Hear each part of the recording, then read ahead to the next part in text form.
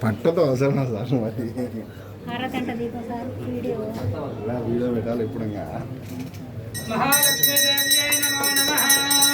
ఓం హిరణ్యపాత్రం పూర్ణం దదాతి మధవ్యాసానేతి ఏకదా బ్రహ్మణముపహరతి ఏకదైవ యజమాన ఆయుస్తేజోధ